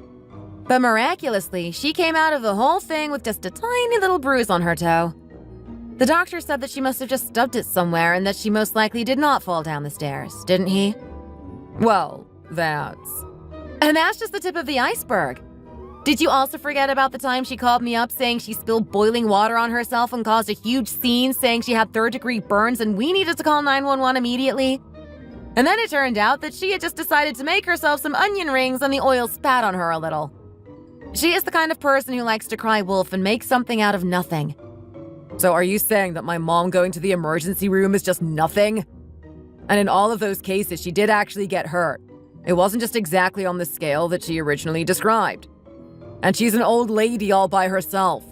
Any of those things could have feasibly happened to her. Stop acting like she's nothing but some frail, defenseless old lady. She's calculating and she's perfectly aware of what she's doing. She just likes to be the center of her son's attention. She doesn't care about anyone else at all. You know, in the whole 20 years we've been married, she's never once given even $30 worth of an allowance to either of our kids. I never really expected her to be good to me, but she should have at least acted like a proper grandmother to her grandchildren. Then I wouldn't have complained. Whenever our kids did well in school, she never once congratulated them. She never came to any award ceremonies, school plays, or graduations. And she doesn't even say happy birthday to them. I wouldn't be surprised if she doesn't even know when their birthdays are.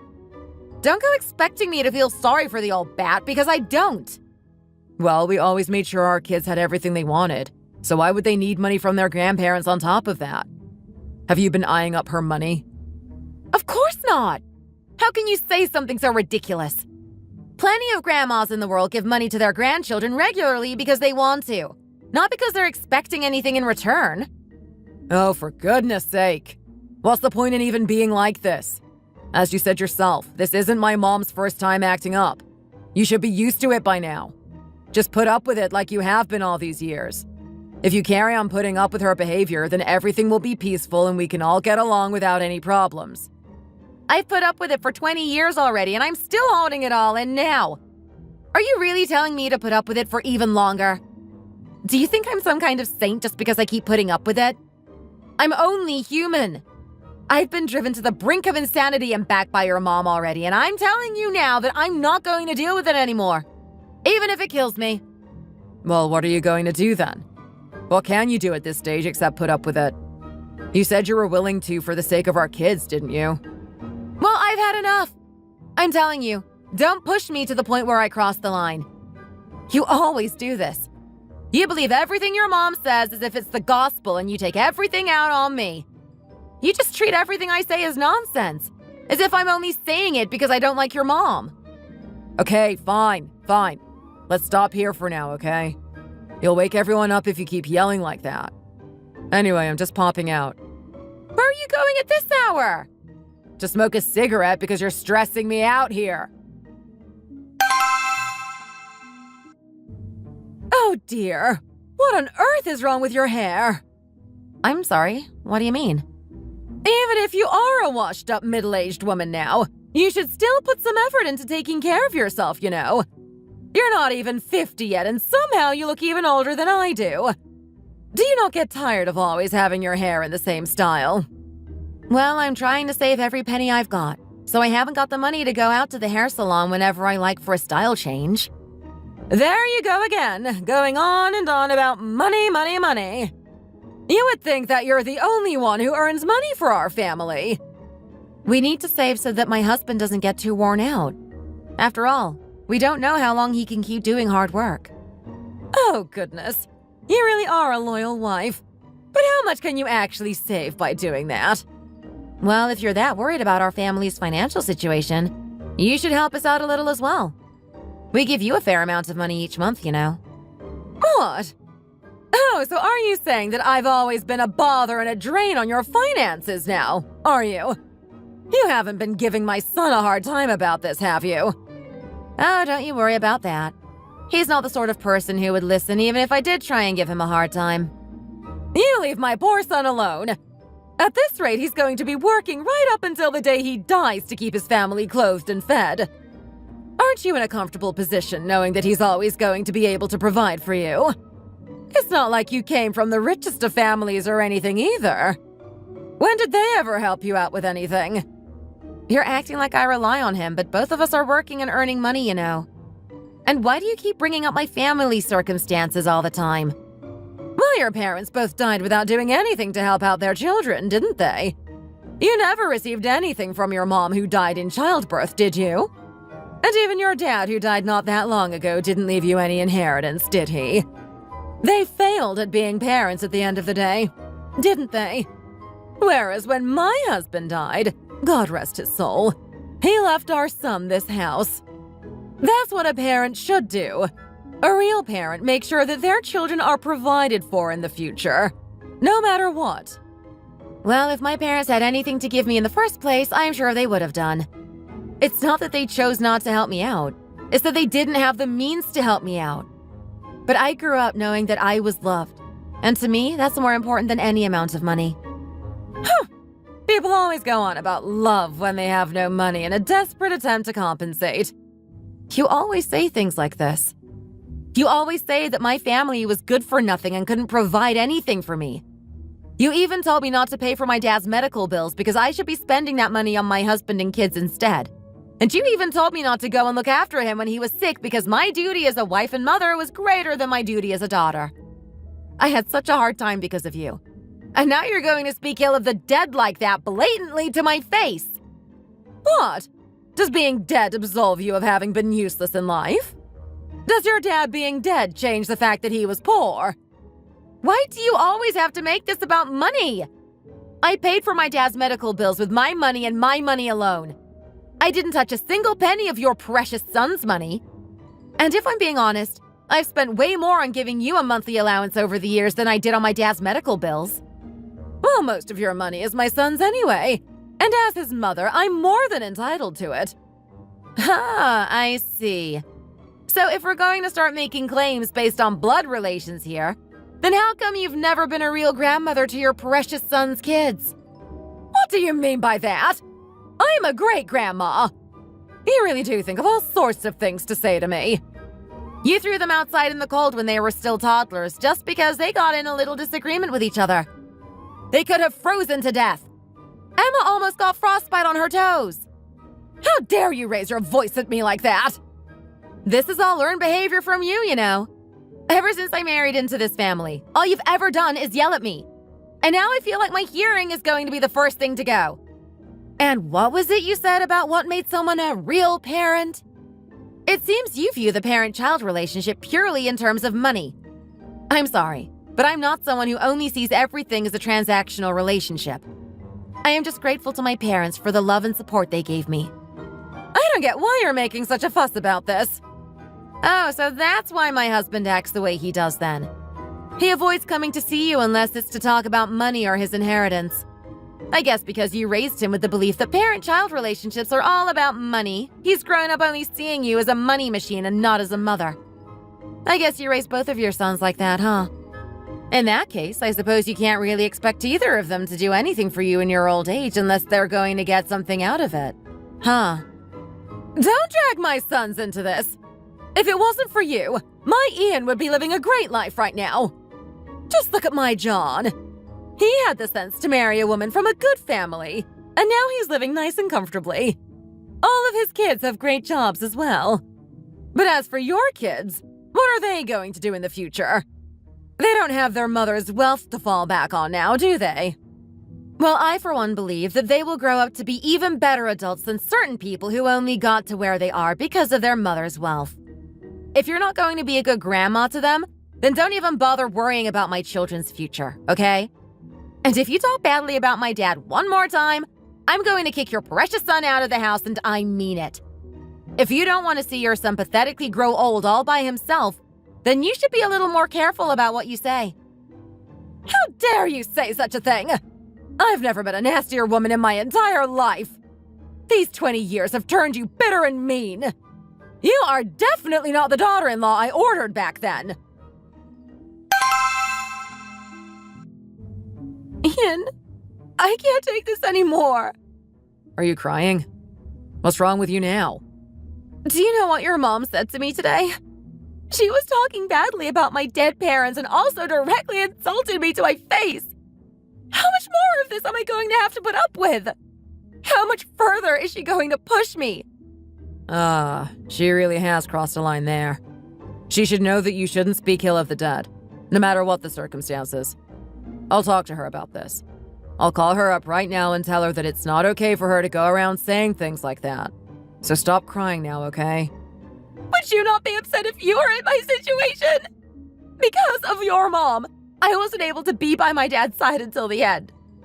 It was all because of her. I know.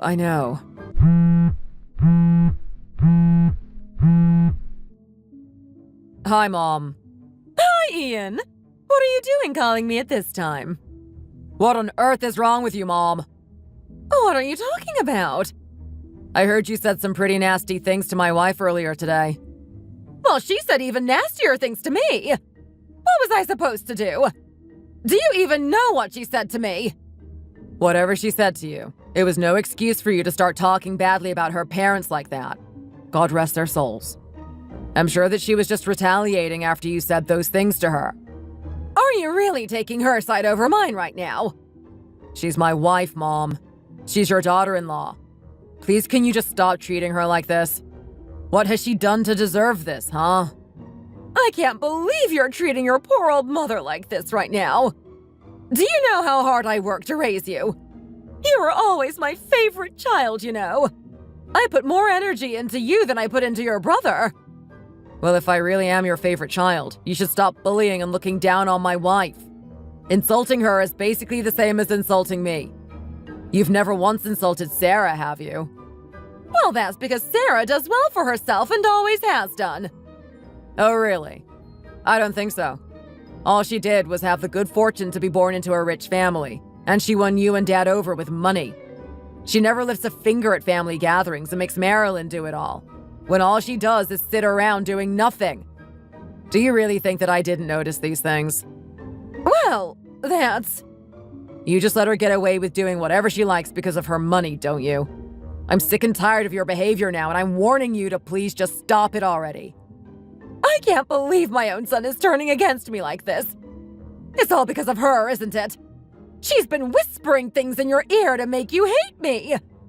Well, I don't know what she's told you, but you haven't seen firsthand what she has been doing and saying. What do you mean by she? She has a name, you know. A perfectly good name. It's Marilyn. I really don't appreciate you calling her and she all the time like that. What's going on here? For the first time ever, he's actually taking my side against his mom. Does he have a death wish? Why are you looking at me like that? Oh, it's nothing. Hi, Marilyn. So I heard you had a big fight with Philomena and you went and dragged Ian into it as well. Do you have any idea how angry she was? Did Philomena tell you her side of the story? Well, she probably told you that the whole thing was my fault, right? You know, Marilyn, the more I see you, the more I realize that you really don't know how to go on. If you don't have anything material to offer, you should get good at flattery instead. It's not good to get on the bad side of the family elders, you know. Look at me. I have no trouble with Philomena because I give her what she loves most in the world. Money. I think it's less wasteful to just fight and express my emotions, rather than living as a lackey like you and suppressing my feelings. And what exactly is it that makes you believe that's the best way to go on? Do you have some kind of secret riches hidden away somewhere? Do you secretly own some property out in the sticks? Or you have $1 million in cash hidden under the mattress or something? No, I do not. So then why can't you learn to be a little more flexible for your own sake, more than anything? The so-called confidence of those who have nothing to show for it is just stubbornness and bravado. If you're going to act up, at least know your place, Marilyn. I know that you and I are not related in any way whatsoever, but I still want to give you this advice. I feel a little sorry for you as another woman married into this family. I appreciate your concern, but I'm not going to be heeding any of your advice. From where I stand, you and Philomena are 6 of one and half a dozen of the other. What? Well, of course money is important, and whether you choose to live a life completely centered around money or not is none of my concern. Just please don't force me to become like you, because believe me, that is the last thing I want for myself. It's fine to be cocky, but you should know your limits. It seems like you haven't been burned by money yet, have you? Have you still not realized that it's because you don't have any money that you've had to endure this treatment from Philomena for the past 20 years? Have you really not felt it? Do you not have a brain or something? Have you completely lost your mind? How dare you hit me like that? You're just asking for another slap, aren't you? If you say one more word, I will do it again. I'm warning you. Excuse me? You can't hit me. You needed it. Someone should really knock some sense into you.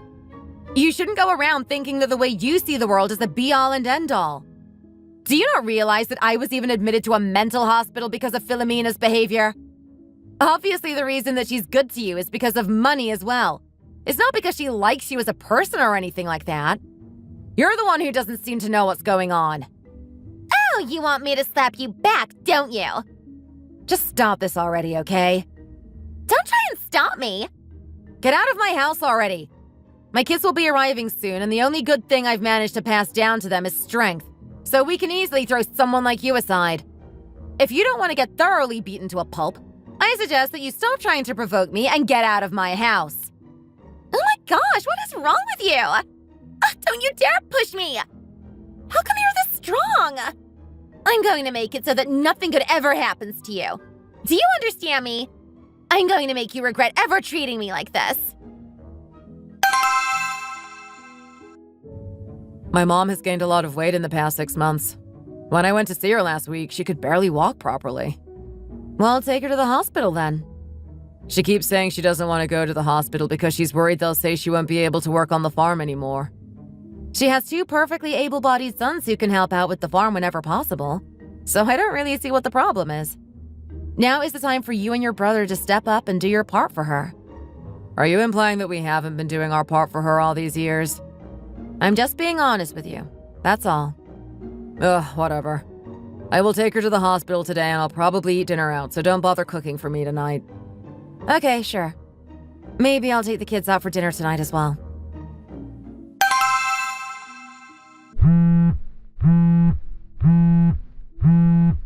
Hello? Marilyn, where are you right now? I'm at home. Why do you ask? Why have you been ignoring my calls? Did Ian not tell you what's going on? What? I haven't heard anything. Oh my. Your husband must really cherish you, even though you're not much to look at. You need to come over to Philomena's house right this second. But I don't want to. What did you just say? Sorry, but I have plans. I want to be nice to you, but I just can't right now. Don't you realize that this is the right time? You need to make a good impression on Philomena so that she doesn't give you an even harder time. I told you that there's no need to worry about me, and yet you still keep sticking your oar in. Hurry up and get over here. Having to deal with her on my own is far too stressful. I really shouldn't have to be running around after her at my age. Well, if you don't want to look after her, just hire a nurse or something. I'm sure you have the money, right? That crazy old lady says she doesn't want any strangers touching her. She keeps asking me to scrub her back, and it's really disgusting. Well, why don't you just shut her up with money like you always do? You were always bragging about how any problem can be solved with money. So why are you looking to me right now? You're her daughter-in-law too. I shouldn't be the only one suffering. But she likes you the best, remember? Doesn't that make you so happy? Every daughter-in-law dreams of being her mother-in-law's favorite, surely. Don't mess with me right now. Oh, the kids are here. Sorry, Sarah, but I'm going to have to hang up now. Hey! You can't just hang up on me like that! Hey, honey. What is it?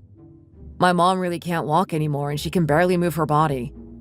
I think maybe it's time we put her in a care home. She's also been struggling with her breathing and there aren't many things that she can do by herself anymore. From now on, it's going to be impossible for her to carry out her daily tasks without help, I think. Oh, really? It's been a while since I last saw her, so I had no idea that things were that bad. Why are you saying that as if it's something to be proud of? You're part of the family too, and you should know these things. Ah, should I? Yes. And now I think it's the time that you let bygones be bygones and come with me to visit my mom. What do you say? I'm sorry, what? No matter how you feel about her, she's still your mother-in-law and she's still my mom. I'm not asking you to come and see her every day. Just 2 to 3 times a month at the weekend would be more than enough. My brother and Sarah would go the other weekend so that she would pretty much always have family visiting. With my dad not being around anymore and everything, this must be a really scary experience for her. And besides, showing your elders a bit of respect isn't a bad thing. I really can't believe what I'm hearing. So at the end of the day, you really aren't going to take my side here, huh? And what do you mean, showing your elders a bit of respect isn't a bad thing? Are you saying that she should get off scot-free for treating me like that all those years just because she's an elder? I'm sorry, but I believe that respect is something that needs to be earned, and it isn't something that you're automatically owed because of your age. Anyone who curses out my dead parents doesn't deserve my respect in my book. Well, that's... And as you just said, she's your mom, not mine. If you care about her so much, then you can go and visit her by yourself. Or even better, you can get yourself a little apartment just for the two of you and you can become her full-time carer. Don't try and drag me into this, because I want no part of it. Wow, you really have no heart, do you? I think I know why my mom was so mean to you before. How could you be so selfish? An elderly woman is sick and all you can think about is how you don't want to let go of your old grudges from the past. It would be one thing if it was an isolated incident in the past, but it wasn't. She's never going to learn not to treat me like that, so I would rather just not be around her. Do you think I really am a selfish, horrible person? Of all people, you're the one who should know more than anyone what I've had to go through because of your mom. So I really don't think that you should be talking to me like this. Why are you trying to make me into the bad person here? And besides, when your dad was ill, I went to see him as often as I could. No, you did not. That's a blatant lie and you know it. You only went to see him once after he fell ill, and that was basically when he was on his deathbed. If you want us to be even, then I will also go and see your mom when she's on her deathbed. And that's it. Well, it was just because I found it so uncomfortable. I didn't know what to say to him. You don't go and visit a sick old person to have scintillating conversation now, do you? You go to make sure they're okay and make them feel comforted. Well, fathers-in-law and sons-in-law don't normally have that kind of close relationship. Does it really have to be that way? What did my dad ever do to you to make you want to hold him at arm's length? I want to ask you the same thing. What has my mom done to make you hate her so much? Many things. What? Like, for example, when my dad passed away. She said that her legs hurt and she didn't even come to the funeral. Well, that's perfectly feasible if you ask me. And also when my brother died suddenly at 38. She also didn't come to the funeral because she said that it was bad luck to go to the funeral of someone younger than you. Well, that's... And when my dad was still alive, she would complain if I ever spent the holidays with him, saying that there was no point in wasting my time with him when he still wasn't at an age where he needed to be looked after and that my in-laws should be my priority. She would always say, "You can just go the next day." But when the next day came around, she was still determined to stop me from leaving. So I ended up spending most holidays without seeing my dad. And I apologized for all of that, didn't I? And then let's not forget our son's first birthday. She wanted to throw a party for him, but he was sick, so we couldn't go. So she called me up and said, "Oh, wow, it must be so nice for you to have a sick baby if it means you get to have a nice long rest, huh?" Do you not remember any of these things? And it wasn't just with our son, was it? The first time I went to her house after I had our daughter, some of your dad's siblings were also visiting. Your mom came up to me while I was changing diapers and accused me of doing nothing but staring at the baby instead of working. She even threw the diaper bag at me, saying I must be happy to use the child as an excuse to slack off. And back then I had a word with her on your behalf about that, didn't I? Well, if you just saying a few words would have worked on her, then she would have learned her lesson and knew not to do anything like that again.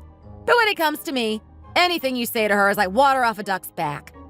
She was always comparing our kids with your brother's kids, and she was always cursing me out to the other ladies in the neighborhood because I apparently didn't call her enough or visit her often enough. Well, you should have called and visited more if you didn't want her to say those things about you. Well, if I called her or went to see her, all she would do is insult me. So why should I put myself through that?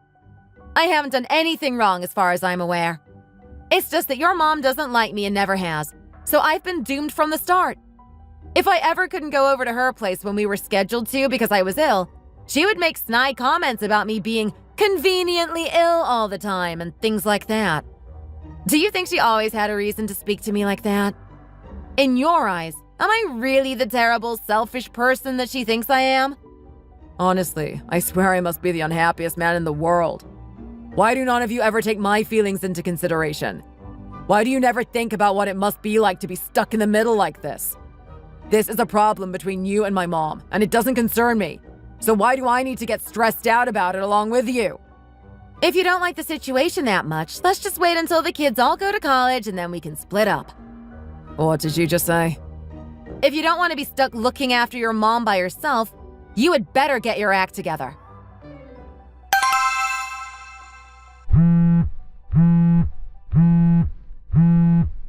Hello? Hi, Marilyn. It's me, Philomena. I see. What are you doing right now? Are you busy? No, I'm not busy right now. I just arrived at work and I'm making myself a coffee before I start my work for the day. Ah, I see. So you obviously don't really have much to do at work, do you? I just told you that I haven't even started working yet.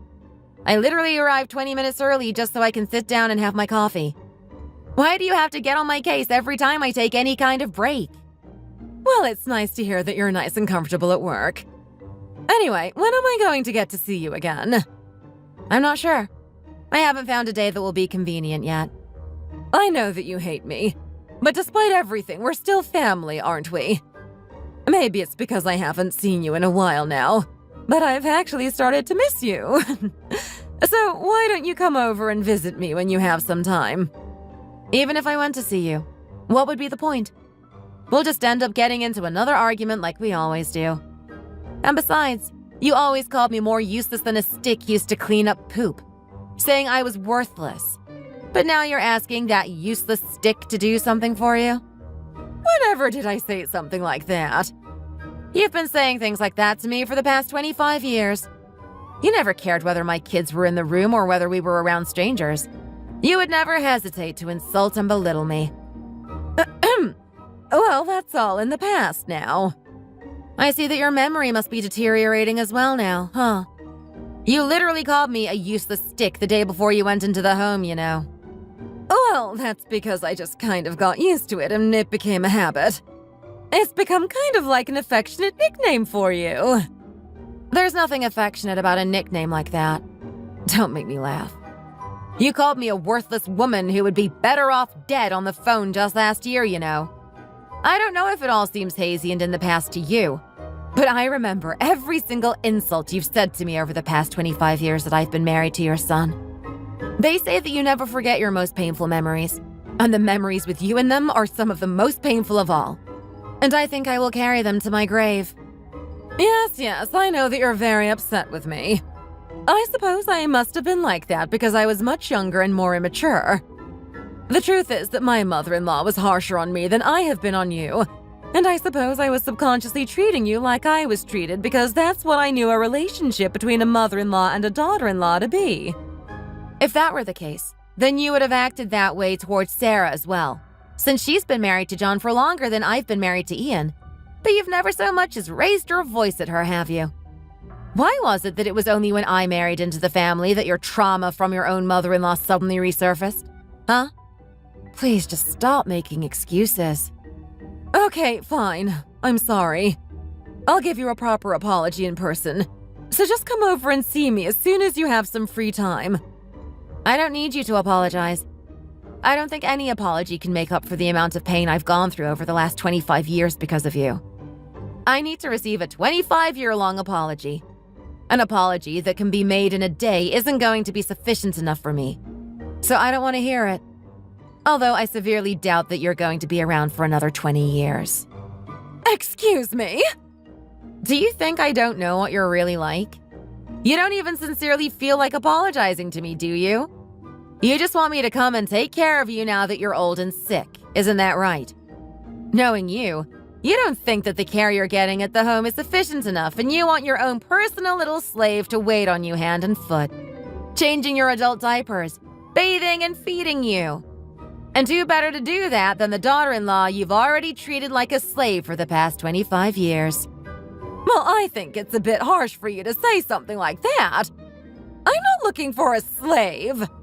I'm just asking you, as a family member, to come and help me out in my old age. Let me ask you something, Philomena. Do you trust me? Why would you ask that all of a sudden?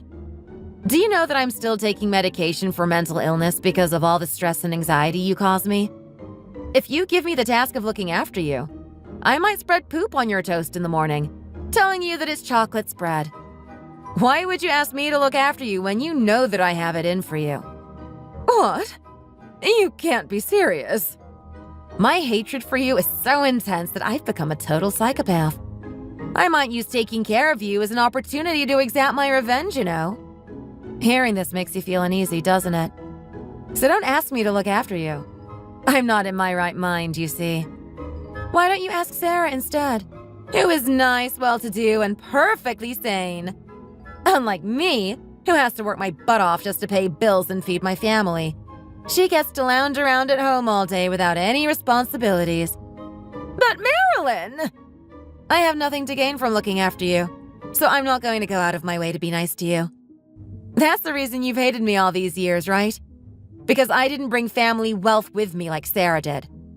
You mistreated me and tossed me to the side because you couldn't get anything out of me. So now I'm going to give you the exact same treatment. The only thing that I can do for you right now is to tell you to lose some weight. I know someone who kept gaining weight to the extent that they broke their ankle while going to the bathroom. That then led to a hip joint problem, and complications set in, so they passed away within 2 years. If you want to live longer, you had better learn how to look after yourself. How dare you say such a thing to me? Listen, a broken vase needs to be carefully wrapped in thick layers of newspaper and then properly thrown away. No matter how valuable it was in the first place, once it's broken, it can't be made to look like new again. You have crossed the line with me one too many times. In fact, I think the line isn't even visible anymore because you're so far away from it. If this is all you wanted to talk about, then you might as well have not bothered and conserved your phone bill instead. Anyway, I need to go to work now, so I will be hanging up. Hey! Marilyn! Sarah isn't even picking up my calls anymore! Who is going to stay by my side in my old age? Everything hurts! It hurts, I'm telling you! Ever since my mother-in-law went into the care home, I didn't go to see her a single time. Before that, I hadn't even seen her in around 2 years, so it didn't really seem like much of a big deal to just prolong not seeing her. Thankfully, she doesn't try to contact me anymore. But I do occasionally get calls from my sister-in-law bugging me to go and do my duty as a daughter-in-law. She even comes over to the house to berate me sometimes, and we always end up having huge arguments. But I've learned a thing or two from her, so after a while I started pretending that I would go to shut her up. But really, I wasn't making any effort to see my mother-in-law at all. It seems like my sister-in-law's blood pressure is rising dangerously because of this, and it might not be long before she's side by side with my mother-in-law. As for my husband, He's already given up on trying to make me reconcile with his mom and has accepted that this is just the way things are. Now he barely even talks about his mom in front of me and just goes to visit her on his own. Now we live pretty separate lives, and we don't interact with each other too much anymore. As I said before, I'm planning on divorcing him as soon as the kids are in college. In the meantime, I am taking online courses and preparing myself for the divorce and my life after. Now I don't really feel any anger or resentment anymore. Even though this isn't the ideal situation, I know that I'm on the road to finally living a peaceful, stress-free life, and that makes me happy. I wasted my younger years making sacrifices for my mother-in-law, my husband, and my kids. But now I'm finally going to live for myself and not for others. This is the end of the story. Thank you for listening. Thanks for listening! If you enjoyed this video, don't forget to hit the like button and subscribe for more content.